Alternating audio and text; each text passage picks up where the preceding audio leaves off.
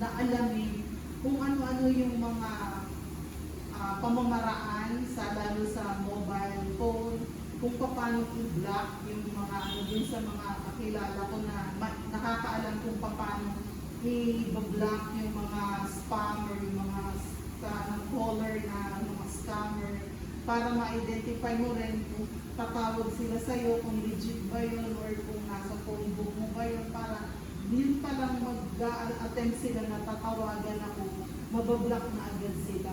Yung awareness na kung ano pa yung explore mo yung phone mo, kung ano pa yung mga dapat na pamamaraan para hindi makapasok yung tawag ng mga scammer. Next question po.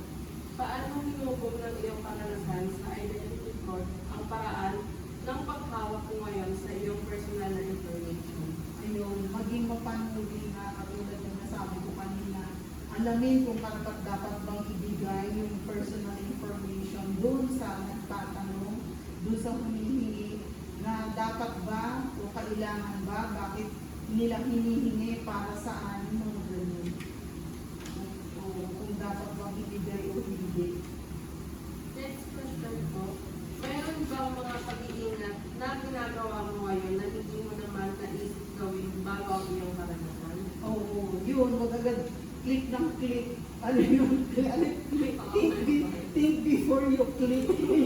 Yun, na kailangan bago ka mag-click ng click doon sa cellphone. Alam mo yun na legit ba to? Ano? Kasi isa pang yung mga artificial intelligence, talagang kung hindi ka marunong kung tama ba to, totoo ba to, mapapaniwala ka talaga eh.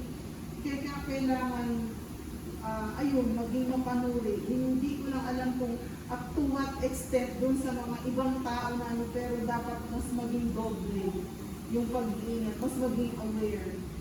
Kung alin ba yung totoo o hindi, kung alin yung dapat alamin yung sa pinakang link nila talaga. Alamin yung mga legit na link. Next question po.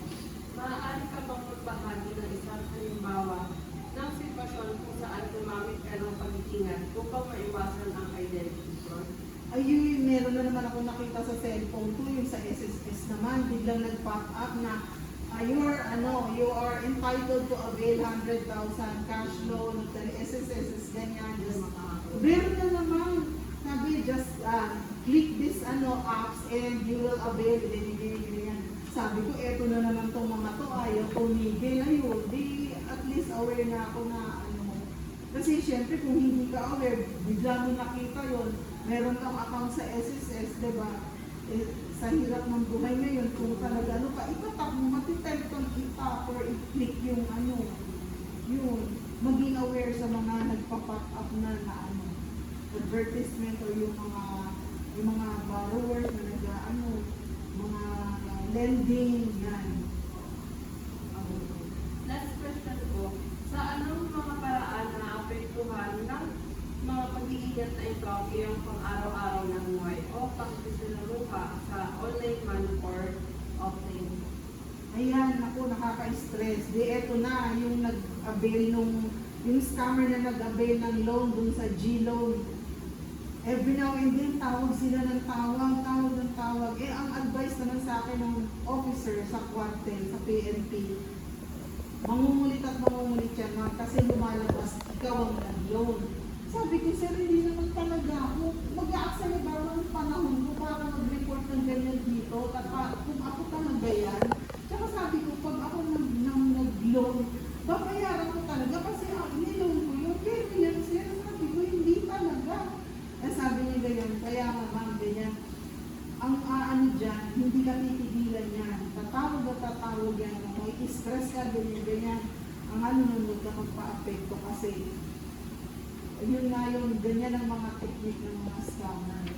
Kaya sabi ko, paano gagawin ko dun, sir? Hindi naman talaga ako na gano'n. Sige ma'am, since naka-file naman na siya yung case, may mo na yan. Kumbaga, mo na yung sarili mo na kumbaga rest assured na hindi na mangyayari uli yan. At saka yung scammer na yan, modus nila yan, huwag mo nang pansinin. Sabi, wala namang nakukulong sa utang at yan, hindi mo naman inutang. Sabi ko yun na nga, sir, naging lesson na sa akin na, huwag kang yan. Yun. Kaya yun yung nakaka-stress. Pero yun nga, sabi, since hindi mo naman inano yan, nag-report ka sa amin, hindi mo naman gagawin na bill, i-ano mo na lang, kumbaga, iisang tabi mo na lang at maging aral na sa iyo. Dahil hindi lang naman ikaw naka-experience na marami. Yun. Kaya ngayon, maging aware at saka doble ingat talaga sa mga nakikitang link, sa mga nakikitang advertisement, sa mga nakikitang mga, alam mo yun, pambobola, pangluloko sa mga social media.